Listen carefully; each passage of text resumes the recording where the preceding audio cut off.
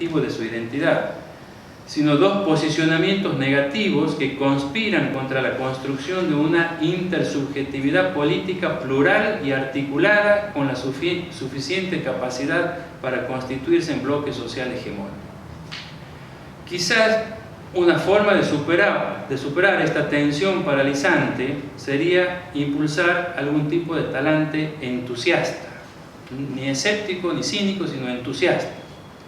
Una actitud que se empeñe con vehemencia y pasión en el compromiso, sin amedrentarse frente a los obstáculos, porque lo inspira el saberse portador de una fuerza superior, que no es la propia, sino la de los valores y fines asumidos, descubiertos, valores y fines descubiertos intersubjetiva e históricamente, pero descubiertos como trascendentes a la historia, como quien lleva un Dios dentro, que es lo que significa entusiasmo.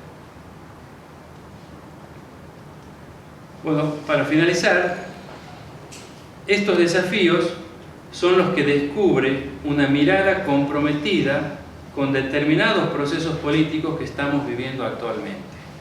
Serían distintos desde otro compromiso.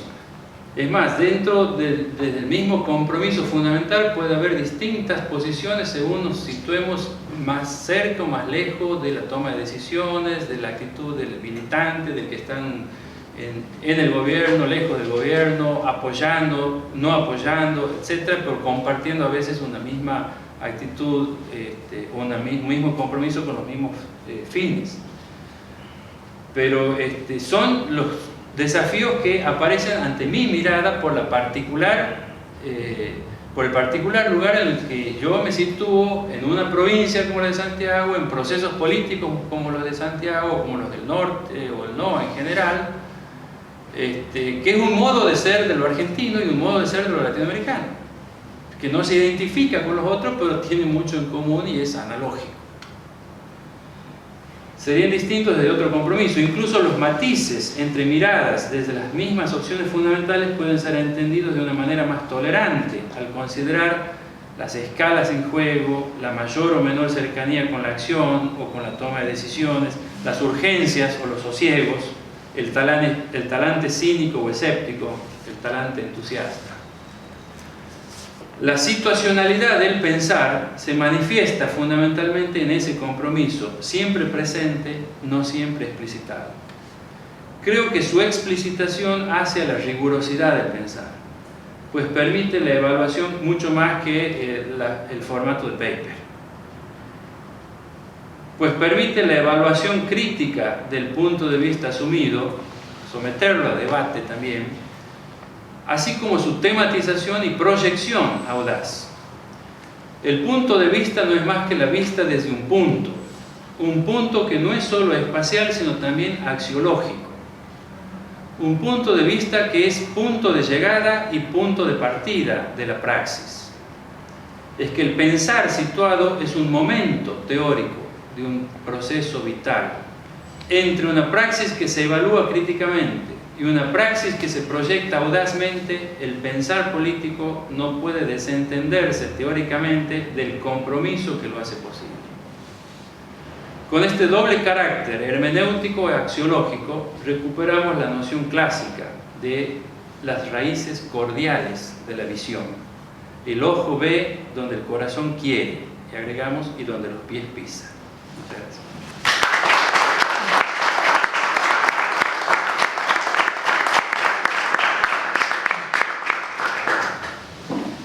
Abrimos el momento de la pregunta, comentarios.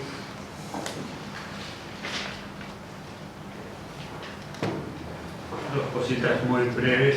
Realmente son tres charlas que dejan a uno con ganas de seguir pensándolas antes de intervenir, pero con respecto a lo de Alejandro, me quedé pensando mucho en varias cosas, pero una muy puntual. Quizás esto que vos planteabas de o reforma o revolución, la noción de moral de metamorfosis me parece que sirve sobre todo para un pensar situado, porque precisamente asume lo que hay, que no es cambiar todo como implicaría la revolución, esto que Hannah Arendt explica también, ¿no? Sino que habla de un cambio y de una permanencia que me parece interesante. Y después, bueno, te macheteé montones de cosas para seguir pensando, sobre todo esta idea del punto de vista transicional, las obligaciones dinámicas, la trayectoria, que se engancha con lo que yo vengo trabajando de la fraternidad como algo experimental, a diferencia de la libertad y la igualdad que te permite pensar. Así que me pareció excelente. Me congratulo realmente de estar escuchando estas ponencias. Con respecto a este tema de la política, la amistad, hay un punto que vos dijiste que me pareció interesantísimo sobre el final. Todo ya lo había leído antes y me había encantado, pero esto de que al final Fierro es un lobo gregario, un lobo, no un perro gregario, ¿no? Claro, y uno inmediatamente piensa entonces que para Aristóteles el que no vive en la polis o es un dios o es una bestia. Y contrariamente para Hobbes, el hombre en principio es una bestia, el hombre es el lobo, la misma palabra constante del hombre, salvo que aparezca el dios que ponga orden, ¿no? O sea, pareciera ser como que el hombre y la política anda siempre entre dioses y animales. En el caso de Aristóteles, o es un dios o es un animal. En el caso de Hobbes, o viene el dios terrenal, que es el leviatán, o es el lobo del hombre. ¿Vos pensás que entonces a partir de estas elaboraciones que estás haciendo se puede pensar la política desde el lobo, es decir, otra forma?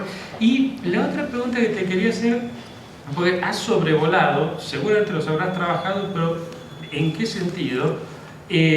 Pienso, por ejemplo, en Fuerza de Ley de Derrida, en varias nociones de Benjamin, ¿no? ¿Qué pasa con esta cuestión de la ley y la práctica? Además, obviamente, que también anda dando vueltas por ahí la visión de Zizek con respecto a Antígona y demás, pero pensaba más en Benjamin, Derrida y qué pasa con la ley, la política, la fuerza de la ley.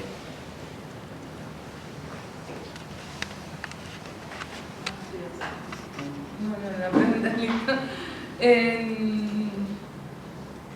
Bien, dos cuestiones.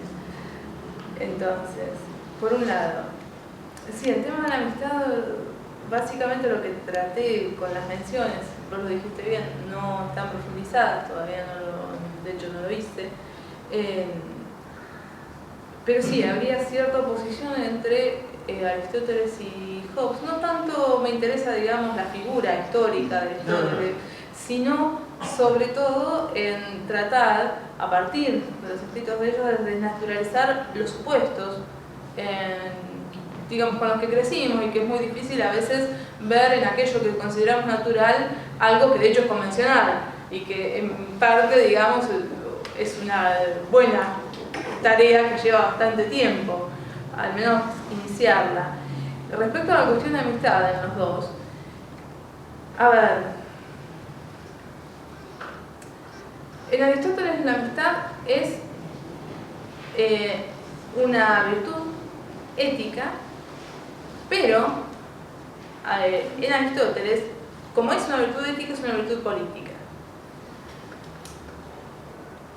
Precisamente la amistad se da entre iguales, y eso es lo que funda la polis.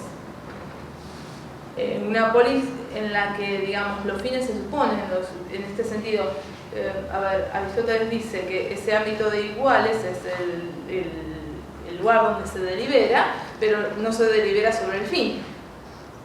No sé si se entiende, aquello a lo bueno, la buena vida, se da por supuesto. En el caso de Hobbes, obviamente ya como moderno que es, el tema de la amistad se ve como privado. Digamos, no es esa relación la que constituye lo político, ni siquiera como fundamento prepolítico.